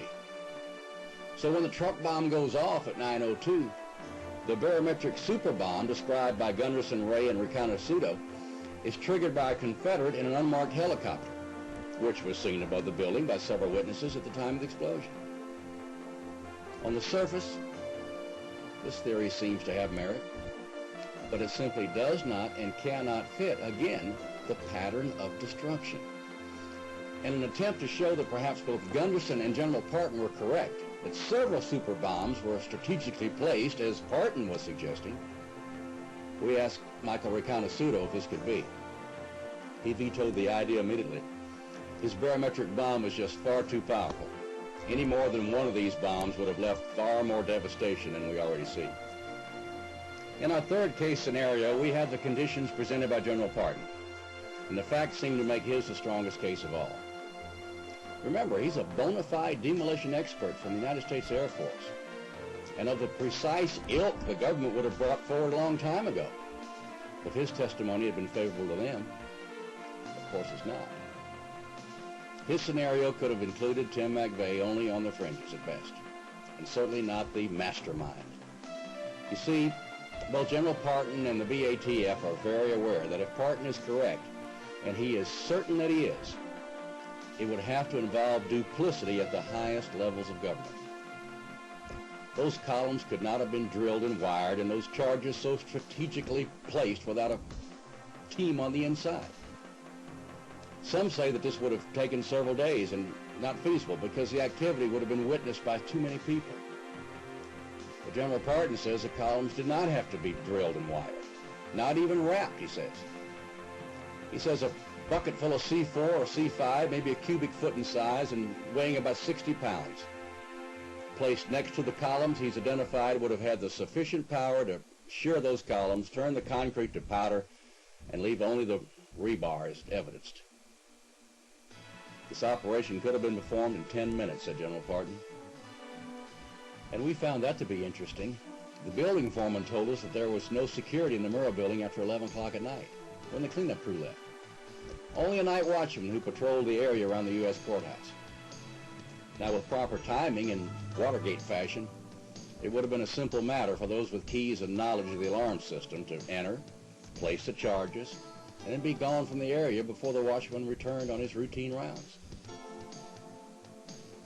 If the truth is ever known, we agree with General Parton that of the three, this supposition will prove to be the closest to that truth. There were other innocent victims of this tragedy. First, the President and the Attorney General jumped to outrageous conclusions and seemed to make whatever public accusations that might prove to be politically expedient. They blamed in general the Christian right, and in particular the conservative talk show host and the unorganized state militia. The charges were all groundless, but because of the source, the news media had a field day for many days. One of these unfortunate victims was James Nichols of Decker, Michigan, the older brother of Terry. In the heat of the hysteria, the public sat back in wonderment as James was arrested without charges, indicted on flimsy circumstantial evidence, and placed in a federal lockup for 32 days. He was finally released when prosecutors admitted that there was nothing on which they could base a case against this man. They arrested me. First it was protective custody. I argued with that. I objected to that. Then they brought up charges upon me, falsely. Indicted me with a grand jury indictment the day before we was going to have a probable cause hearing, because they didn't have any evidence for a probable cause hearing. So they used the prosecutor's grand jury rubber stamp. Afterwards, they let me out. Finally, after 3 court hearings, the judge said that he sees no evidence. They presented no evidence to connect me. And then Janet Reno come on last Thursday, the 10th of August, I think it was, said that I'm totally exonerated. They had no evidence. Well, if they didn't have any evidence after another 60 days of surveillance and investigation, how did they have enough evidence to put me in prison to start with? Another tawdry example of the victimization of survivors is the Edie Smith and Kathy Wilburn story. So then all the letters that you received from the Red Cross, none had any money in it? No, they didn't. And they were opened no matter how it was addressed, and this it became a concern to me because there was such a massive volume of mail. And I was wondering, why were they opening our mail? So I called them. I picked up the phone and called them. The first person I talked to said, "Dad, we don't open the mail." I said, "Well, ma'am, I wouldn't make up this story or lie to you." I said, "Our mail is certainly being opened." And they referred me to Dee Jackson, the head lady of Red Cross, as I understand it, here in Oklahoma City. And she said, "We don't open the mail." And I said, "Well, our mail is being opened. Can you, and she said she'd check into it. When I talked back with her, we were told that she would put a stop to them opening the mail, but the mail was being opened because they were protecting us from hate mail. Red Cross was afraid that since Edie had had 2 children murdered, that people were going to send hate mail to her. Did that ever occur? No. Who would write hate mail to someone that had their children murdered? We never got one unkind letter. The people that took the time to write to us were people that were wanting to console us and extend their sympathies. There was never any hate mail. It has been said many times that those that do not know the past are condemned to repeat it. But how will we ever understand this incident in the recent American past if we are confined to the headline version, which seems to be designed for public consumption in the interests of protecting a few very powerful people? And while we cannot yet be sure of what did happen that dreadful morning, these months of research for this documentary have made us absolutely certain of at least 2 issues. Firstly, a single ANFO explosion in a truck outside the building was not solely responsible for the enormous destruction and unprecedented loss of life. Secondly, as General Parton wrote to Congress, the effort required to mastermind and execute this intricate operation does indeed pale in comparison with the effort taken to cover it up. We must agree with Chuck Harder's opening statement. There is something very wrong with the Oklahoma story. Mr. Johnson? Yeah, the First, it's a question about blowing up a building. Are there any circumstances under which an individual is justified to blow up any building? After you've evacuated it and you wanted to cover up the evidence,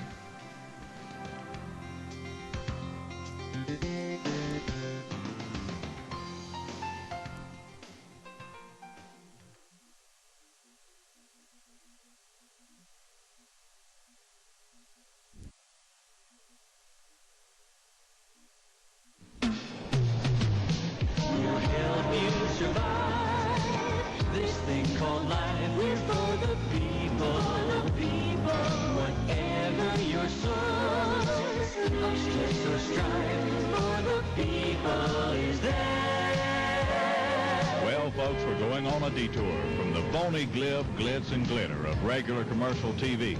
Imagine a TV and radio network actually supported and guided by everyday Americans. People who, like you, are fed up, really care about their families, and want a chance at the long-lost American dream. The honest and hard-working citizens across the USA. The real heroes and heroines. Folks, this is your show. It's for the people. We'll help you survive this thing called life. We're for the people. For the people. For the people. For the people is there. Hoppy Heidelberg is a horse breeder and president of a horse breeders association. He's a businessman in Oklahoma. What do you care? He also was a member of the grand jury of the Oklahoma bombing, and he says, guess what? It's a bigger deal than what they say. He's coming up next.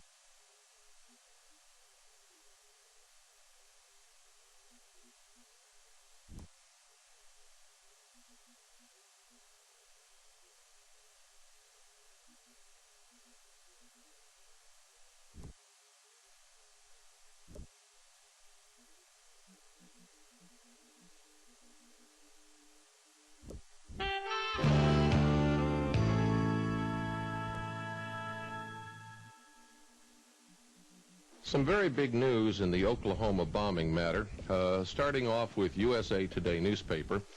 A little cut line on the front, it said, Oklahoma bombing, some grand jurors dozed during key testimony, says dismissed grand juror making waves with comments on how case was shaped. Well, that's how you sanitize it and kind of take the blow out of it. And then the story, of course, on page 3A, former juror impugns bomb case proceedings, and hints apparently in the copy of something much, much more. We have the gentleman on the line with me right now. Hoppy Heidelberg, how are you? I'm fine. Good. What do you want to tell America? What happened in that grand jury room, and what is the straight skinny on this Oklahoma bombing? Well, nobody knows the straight skinny. At least I don't. That's just what I'm trying to find out. Okay. My whole purpose for going public is to try to, force the issue, and let's find out what's going on. What can you say, and what has you upset? Well, I can't. You understand? I can't say anything about what actually happened during the proceedings of the grand jury because that's secret. But I don't have a problem with telling you what didn't happen, and really what didn't happen is probably more upsetting than what did happen. Okay. We didn't receive nearly as much evidence in the grand jury room as you could get reading the paper, and I thought that kind of strange. Because, if I wanted to find out anything about the bombing, I was better off reading the local paper than listening to the testimony. Mm-hmm. So what you're saying is that you were not given good information. Why would you think that would be? Well, I think that's the $64,000 question. That's just what I'm trying to find out. Why was everybody else having more luck than the FBI researching this thing? Well, let me ask you a couple questions. Did it ever come out, or can you comment as to any kind of delays that occurred in the rescue operation? Was that ever talked about, or can you comment on that? No, I don't know anything about that. Okay. What about other stuff found in the building, such as explosives or what have you? Did they talk about that, or can you comment on that? No, there's not going to be any discussion about anything like that. Okay. Can you comment, or what is your concern, or I don't know quite how to word it, but in the newspaper here, in the USA Today, it says that you're concerned that prosecutors did not provide information about the possible involvement of others in the case, particularly a suspect referred to as John Doe 2. When you add others in the case and suspect John Doe 2, you have a conspiracy, don't you? Well, there's some evidence that there were a number of people involved. The only evidence that I've actually heard is, and the only physical description I have of any of the other parties is John Doe 2. His physical description is, he's a rather unique person, and there's only one like him, and everybody that's seen him describes him the same way, so we sure know he exists. We don't know about the others. Okay.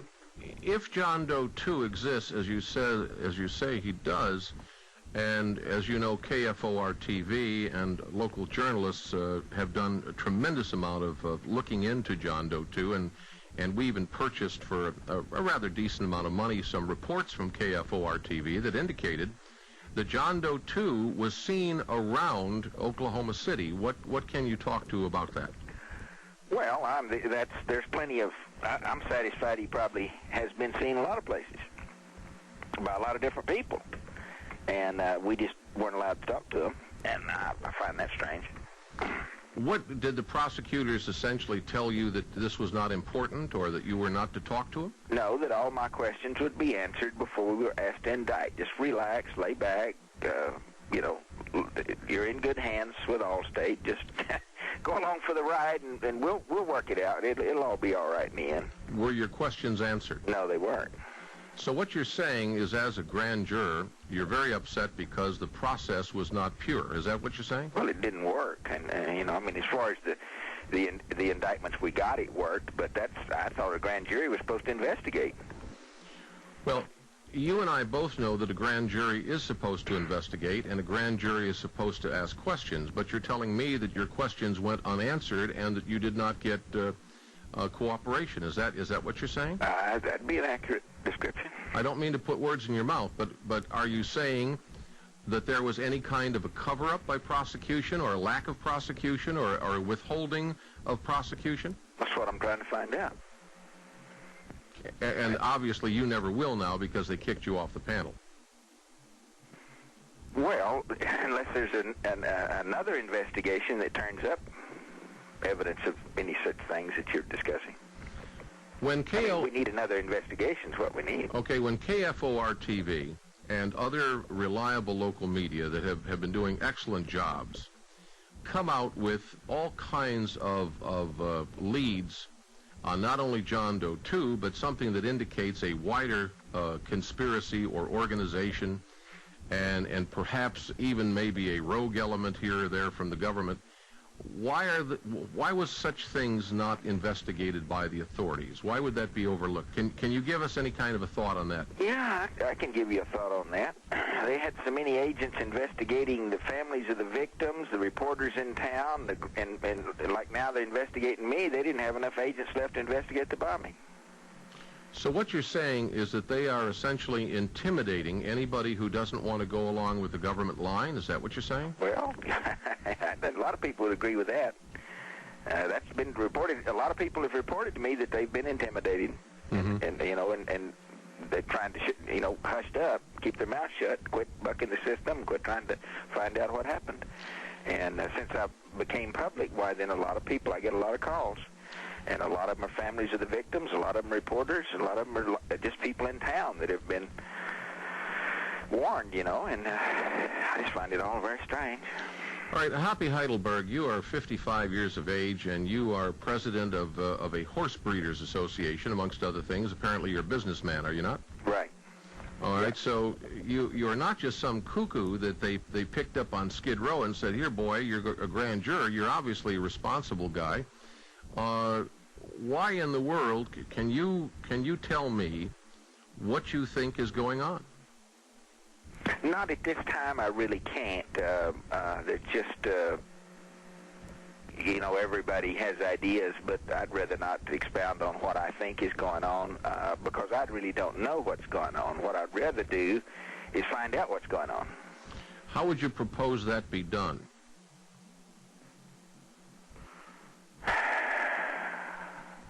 Well, enough pressure was finally put on the Ruby Ridge situation that it's kind of coming clean, and enough pressure, maybe we find out what really happened at Oklahoma City. How would you propose the pressure be put on the government to come clean? Well, I would think the American people, they've got incentive to clear this thing up, because if they don't clear this one up, there could be more.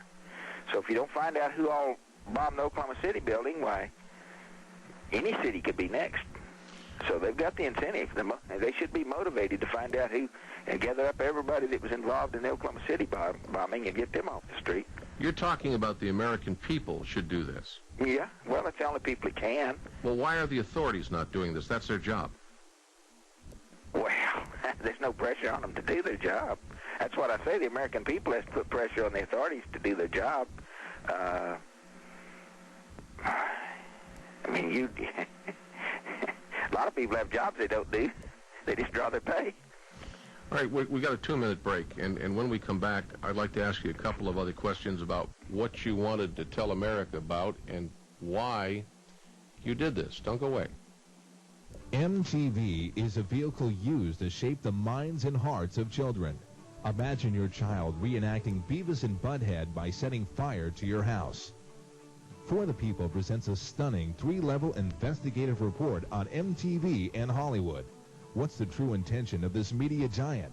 How can you save the minds of your children from the sewage being pumped into your home? This report will shock you. By becoming a For the People member, you can take advantage of this special inside look into the minds of those who deliberately manipulate our children.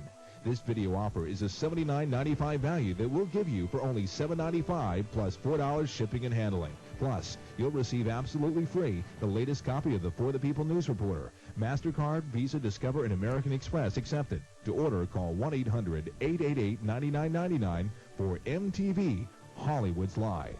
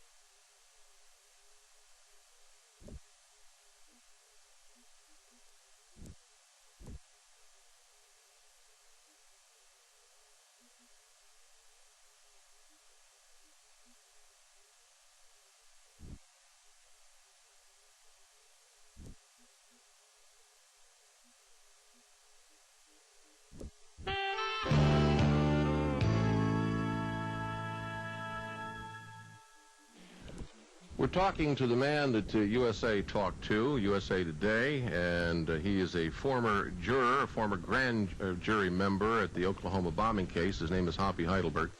The Associated Press ran a story a couple of days ago, Hoppy, where they said that you wanted to tell America something, you wanted to get the word out. Specifically what?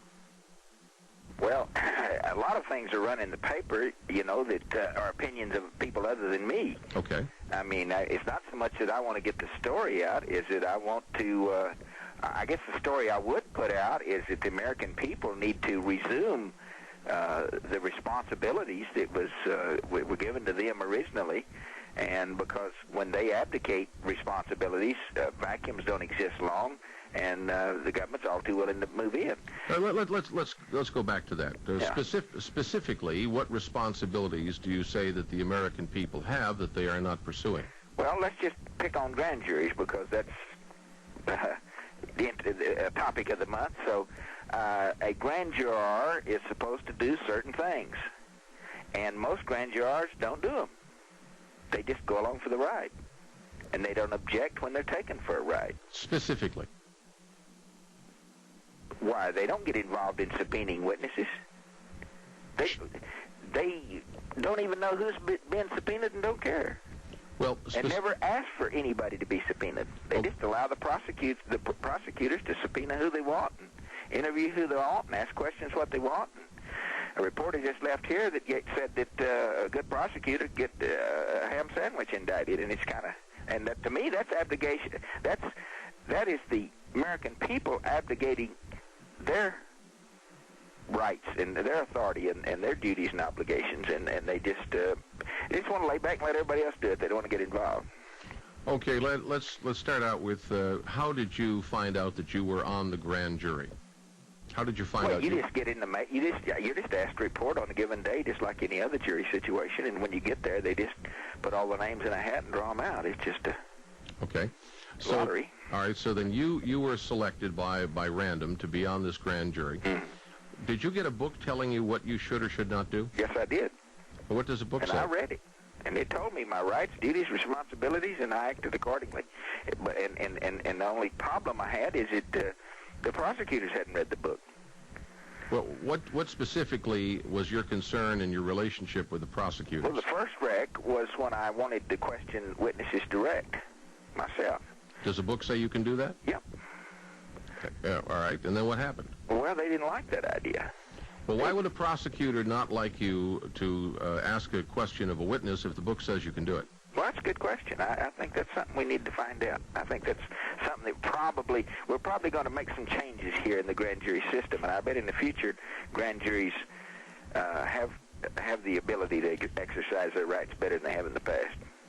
Why would you feel that would happen? Because of this situation. I mean, most grand jurors don't know they have the right to ask questions, and when they're told they don't, they just let it go. It's all right, you know. And I'm not saying they said we couldn't ask questions. We just had to launder our questions. We just had to give our questions to the prosecutor first and then let him ask them. And well, I don't understand. That's not my style. I mean, that's not what I wanted to do. I don't understand. If the book says that you, Hoppy Heidelberg, as a grand juror, have the right to ask a direct question of a witness, and the prosecutor says, "Don't read the book. Hey, kid, don't read the book. Do it my way, kid." What is that? That's intimidation, is it not? I don't know. It made me mad. I wasn't intimidated by it, but I was angered by it. Now, you were told by somebody that if you went public and started talking, that you could be put in jail for 6 months. Yeah, and actually, more than that, everybody says 6 months. That's 6 months per offense, according to the letter I got. They mentioned the word cumulatively. In other words, it's kind of like consecutively. Yeah, we'll put you in jail for 6 months, but don't count on it. It'd be 6 months per offense. So if we think you broke the rule 6 times, that's 36 months. So. Do you feel they'll put you in jail? No, I don't think so. That would be the dumbest thing they could ever do. Well, I don't see much smart being done. Well, you're right about that. They shouldn't have fired me. That was dumb. The first stupid thing that happened was something called Ruby Ridge and Randy Weaver. Mm-hmm. The second bunch of stupid things that happened was Waco. Mm-hmm. And now a number of people have deep suspicions based upon independent analysis that there's much more to the Oklahoma bombing than a couple of cuckoos driving up in a truck with some fuel oil bombs made with fertilizer. Can you make any comments on the size of the plot, or what your guesses might be based on your information? I just don't have enough information yet to make a comment on that, and I think that's unfortunate. I think I should have. As a grand juror, I ought to know a lot more than I know. How long were you sitting on this grand jury? How many days were you in session? I can't tell you. I wouldn't if I could, and I can't tell you because I'd have to do a lot of research to figure that one out. Well, how many hours were you sitting there, would you say? Was it weeks, months, days? Well, it's not every day. It's months, but it's not every day for months. Okay. So it's a day here and a day there? Something like that. I'm not going to be specific. All right, fine. Yeah. It's just as needed. You're just basically on standby, and they call you when they need you. Now, with all of the coverage of this, did you ever get any information that helped you decide if it was just one bomb or many bombs? Was there any information given to you, or were you able to get any kind of an inkling? Well, they were very careful not to ever provide anything about the possibility of more than one bomb. I mean, that's just what the seismologists and geophysicists think, that there were two bombs. I mean, the prosecutors or the government is, they're one bomb all the way. So but apparently that wasn't accurate. Yeah, there is evidence that there were two bombs. So the fact that you're convinced, and everybody else that has apparently a lick of sense is convinced that there were two bombs, the government prosecutors said, no, don't look at that, just look at one bomb. In other words, are you telling me they narrowed the scope? I'm saying that I wasn't aware there was two bombs till after the indictments. I mean, that subject didn't come up, really, even in the media for a while. And I think it's been after the indictments that this thing is heated up a little bit and has been brought to the people's attention that there's a possibility that there's more than one bomb. Because even though some of the seismologists indicated that there were two, that their instruments indicated two separate happenings, they said, well, one of them was when the bomb went off and another's when the building fell down. Well, I'm not a seismologist. Well, apparently the seismologists say it was two bombs. We'll be right back. We've done a special 3-hour broadcast with experts about the Oklahoma bombing. Munitions experts, FBI retired experts, you name it. I'm sorry, people, but the facts don't add up. We're not being told the truth. If you'd like a copy of the entire 3-hour broadcast on audio, it's $14.95, $3 shipping and handling for 3 one-hour cassettes. If you'd like the video version, it comes on 2 videotapes, a total of 3 hours, 6 half-hour shows. Just $19.95 for the entire set. $6 shipping and handling. Call 1-800-888-9999 around the clock, 1-800-888-9999, or write to us at For the People, Bombing Tapes, 3 River Street, White Springs, Florida, 32096.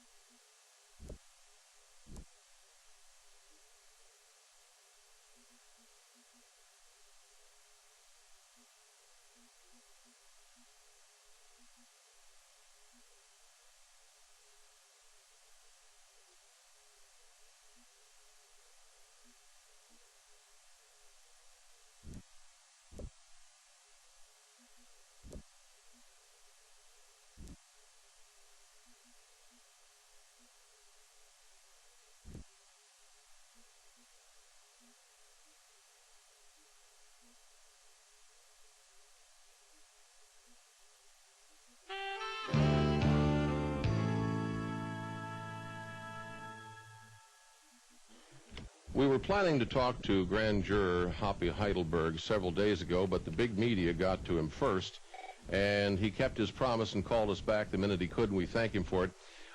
Following up this USA Today story, Hoppy Heidelberg, you and I spoke on the break for a moment about Josh Nichols, 12-year-old boy. Your concern? Well, I'm concerned about the sanctity of family issue. Families are under attack, as we all know, in America today, and that's unfortunate, and that's the root cause of a lot of our social problems we have today. And any time that immediate family members can be forced to testify against each other. Well, that's not very cohesive. That doesn't encourage cohesiveness of a family unit. And I just don't think that a child should be forced to testify against his parents. If he wishes to do so voluntarily, if we're talking about child abuse or something like that, that's completely different. But you shouldn't be able to force a child against his will to testify against a parent. All right, Hoppy Heidelberg, thanks for taking time out of your day and coming on and talking to America on the People's Radio Network. I sure thank you. Thank you. You bet, my friend. Bye-bye. You take care. Well, folks, there it is, and you heard it here. Thanks. All the best. May God bless. Thank goodness for the alternative press, because here is the Packwood Report. It's the official indictment of Bob Packwood. Here's a man that's so crooked that we think when he dies they may have to screw him in the ground. A man who loved corruption and who laughed about it, who wrote to his diary that he loved to sell out to the highest bidder. It is all here in the Packwood Report. I want you to get a copy of it. It's $10 and $3 shipping and handling. You can call right now and order it at 1-800-888-9999. That's 1-800-888-9999. How could he be so arrogant? Well, I'll tell you. He knew that he was going to retire and make $100,000 a year, even after he was caught. Something's wrong in Washington, folks. Read the book. The For the People Telephone Ordering Center is online around the clock every day for your ordering convenience. Hi, my name's Patrick. It's my job to make sure that your order is shipped the very best way. And if you're not sure of the titles available, please ask. For the People stocks plenty of videos and books on all types of self-help, consumer, and public interest topics.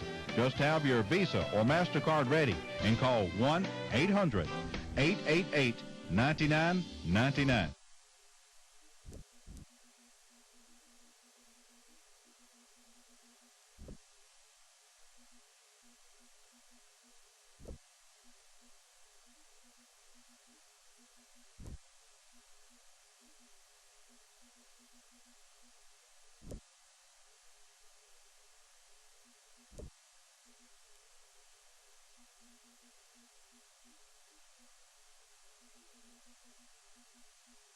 Well, you don't have to subscribe to the Wall Street Journal to realize that money means so much in today's society, and sometimes you run out of it. That's when you need these two books. Start with this one called Back Off. It tells you what to do when the collection agencies are making your life miserable. It's called Back Off. It's written by Benjamin F. Dover, and trust me, folks, it's the book they don't want you to read. It's $14.95, $3 shipping and handling. Call our bookstore and order it now. If you're really in head over heels and you've got to get out of debt and you don't know how, here's Life After Debt. It tells you step by step all the things I've talked about over the years on how to get a clean, fresh start. $16.95, $3 shipping and handling. Now, I don't care which book you get or whether you get both of them. If you got money trouble, it's money well spent. Order either book now. Simply call our bookstore at 1-800-888-9999. That's 1-800-888-9999.